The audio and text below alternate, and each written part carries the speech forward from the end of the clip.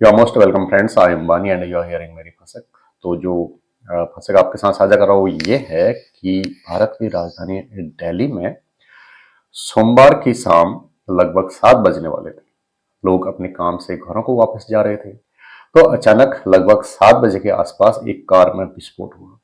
विस्फोट होने से वहां पर कई लोगों की डेथ हो गई। बताया जा रहा है लगभग 9 लोगों की डेथ हो गई है और कई लोग घायल हो गए हैं। घायलों का अस्पताल में इलाज चल रहा है और इस बात की जांच चल रही है कि ये विस्फोट किस वजह से हुआ।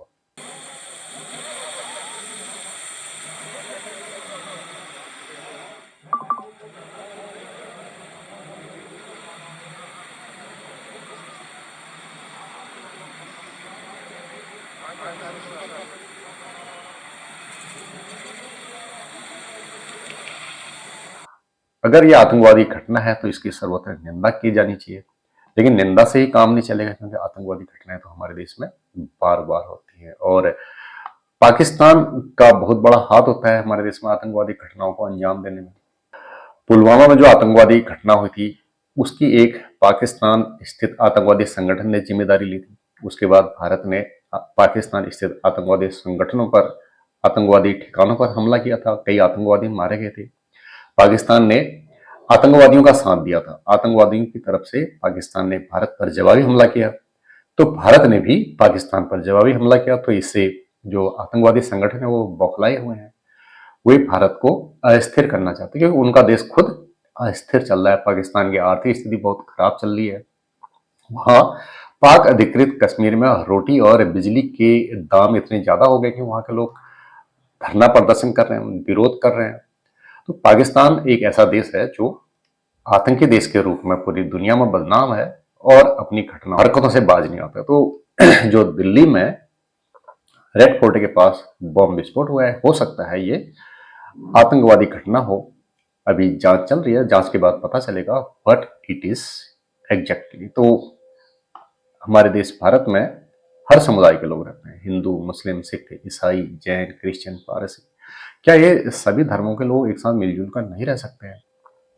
क्योंकि जो धार्मिक विश्वास हैं वो एक दूसरे को एक होने नहीं देते। तो ये धर्म आए कहां से? ये धर्म तो मनुष्य की अपनी उपज है। जब मनुष्य इस धरती में जन्म लिया तब मनुष्य के पास कोई धर्म नहीं था। धीरे धीरे मनुष्य ने बोलना सीखा, उसकी बुद्धि का विकास हुआ और उसने फिर धर्म की खोज करी और अपने अनुयायियों को यह बताया कि मेरा ही धर्म श्रेष्ठ है, बाकी दूसरे लोगों का धर्म दोयम दर्जे का है। और कई बार आप जर्मनी का ही उदाहरण ले लीजिए। जर्मनी में हिटलर के शासन के दौरान हिटलर ने कहा था कि हमारी ही नस्ल श्रेष्ठ है। उसने कई यहूदियों को मारा था।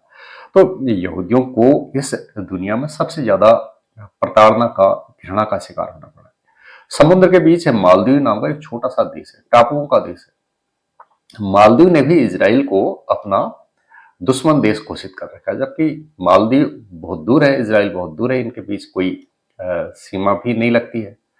तो मालदीव ने इसराइल को अपना दुश्मन दुश्मन देश क्यों घोषित कर रहा है? क्योंकि दोनों का रिलीजन अलग अलग है। उधर यहूदी रहते हैं और मालदीव में मुस्लिम रहते हैं। और मालदीव में मुस्लिम कब से आए? जब वहां के किंग ने अपना रिलीजन चेंज किया तो सारी प्रजा भी मुस्लिम हो गई, क्योंकि राजा का हुक्म होता है। तो धर्म के आधार पर इस समय दुनिया के लोग बटे हुए और उनमें मेल मिलाप और साथ रहकर जीने की संभावनाएं बहुत कम हो गई है। इसराइल में ले लीजिए, इसराइल पर फिलिस्तीन ने हमला किया था। कोई फंक्शन चल रहा था, वहां के लोग रात भर नाच गा रहे थे, खुशियां मना रहे थे, तभी आतंकवादी हमला हुआ और इसराइल के कई लोगों को मारा गया, कई लोगों को बंधक बनाकर ले जाया गया। तो बदले में इसराइल ने गाजा पर हमला किया और वहां पर लगभग 50-60 हजार लोग मारे गए। तो ये क्यों मारे जा रहे हैं? क्योंकि धार्मिक विश्वास अलग अलग है। वो यहूदी हैं, वो मुस्लिम हैं, और दोनों के धार्मिक विश्वास अलग अलग है, तो दोनों एक दूसरे को दुश्मन समझते हैं। तो सबसे बड़ी दुर्घटना यह है कि मनुष्य एक होशियार प्राणी बन बैठा। वो भाषा का विकास कर बैठा, उसके पास भाषा आ गई, सोचने के लिए तेज दिमाग आ गया। इन सब ने मनुष्य के लिए समस्याएं खड़ी कर रखी। हालांकि विज्ञान ने तरक्की कर रखी है, तमाम आविष्कार हो रखे हैं, उन आविष्कारों से मनुष्य का जीवन सरल तो हुआ है, लेकिन इस डेवलप्ड माइंड ने मनुष्य को आपस में बांट दिया है। कभी ये नस्ल के आधार पर बढ़ जाते हैं, काले गोरे के आधार पर। अमेरिका में कई सालों तक दास प्रथा रही। वहां काले मनुष्यों को बेचा खरीदा जाता था, उनकी मार्केट लगती थी।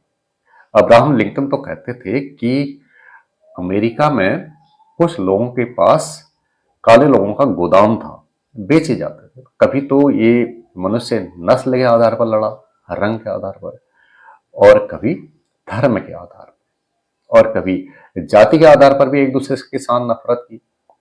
बोला हम आपके हाथ का खाना नहीं खाएंगे, आप दोयम दर्जे के हैं। तो मनुष्य इस धरती में जब से उसका आविर्भाव हुआ, जब से मनुष्य थोड़ा समझदार हुआ, उसका जीवन बहुत कष्टदायक है। जिस देश में हर धर्म के लोग रहते हैं, वहां पर सबसे ज्यादा टकराव होता है। इजराइल सबसे ज्यादा टकराव का शिकार है। भारत में पुलवामा हमला हुआ, वहां पर जो आतंकवादी आए, उन्होंने पुलवामा में घूम रहे टूरिस्ट से कहा कि आप किस रिलीजन को फॉलो करते हैं।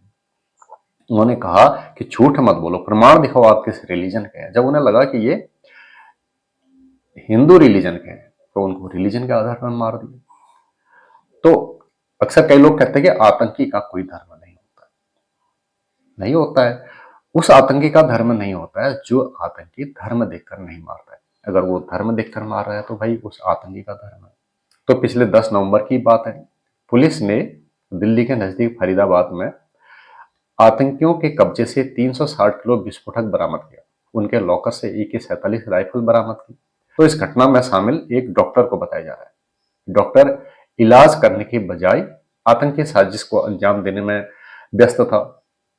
तो कौन सी ऐसी सोच है जो इन पढ़े लिखे नौजवानों को आतंकवादी बना रही है? जम्मू कश्मीर में भी पुलिस ने एक बड़ी आतंकी साजिश को नाकाम किया है। 7 गिरफ्तार हुए और उनके कब्जे से 2900 किलो विस्फोटक सामग्री बरामद हुई। तो ये लोग इतनी बड़ी मात्रा में विस्फोटक सामग्री साथ लेकर चल रहे थे। इन्होंने इकट्ठा की थी, किसको मारना चाहते थे? तो जम्मू कश्मीर पुलिस ने जिन 7 आतंकियों को गिरफ्तार किया है, उनके संबंध एक गजवात उल हिंद नामक आतंकी संगठन से है।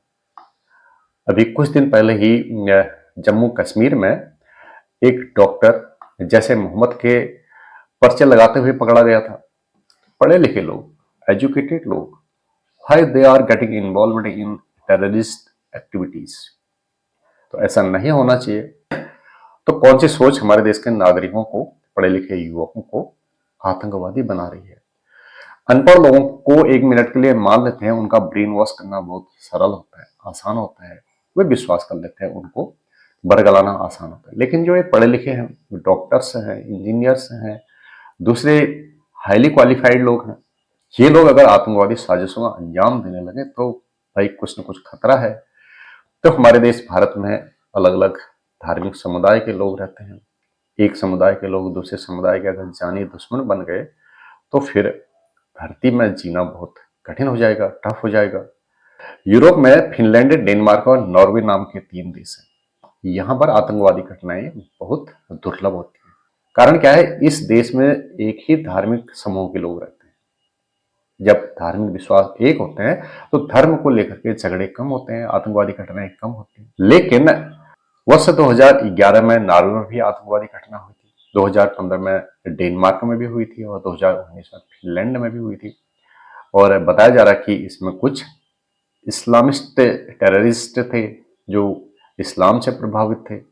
लेकिन धर्म एक ऐसी चीज है जिसका नशा आसानी से नहीं उतरता। जब मन में ये विश्वास हो जाता है कि हमारा ही धर्म श्रेष्ठ है, बाकी धर्म निकृष्ट है, दोयम दर्जे के हैं, पूरी दुनिया को अपने ही धर्म में कन्वर्ट करा देना, अगर ये सोच रहेगी, कभी मेल मिलाप नहीं हो सकता है।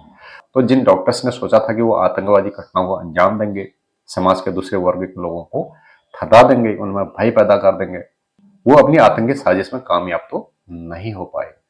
लेकिन अब वे राष्ट्रीय सुरक्षा कानून के तहत जेल में रहेंगे। माता पिता के लिए हमेशा के लिए एक मन में कांटा हो जाएगा, हमारा बेटा जेल में है, समाज में बदनामी अलग से होगी। तो आतंकवादी घटनाएं कहीं से भी हो सकती है, वो सीमा पार से भी हो सकती है, और सीमा पार वालों के साथ सहानुभूति रखने वाले अपने देश के नागरिक भी आतंकवादी घटनाओं को अंजाम दे सकते हैं। तो आतंकवादी घटनाएं सीमा पार से ही नहीं, सीमा के अंदर से भी हो सकती हैं। वे विभिन्न वजहों से अपने देश के शासन से नाराज हो सकते हैं, मतभेद हो सकते हैं, लेकिन आतंकवादी घटनाओं को अंजाम नहीं देना चाहिए। And with this I and my फसक। नमस्कार।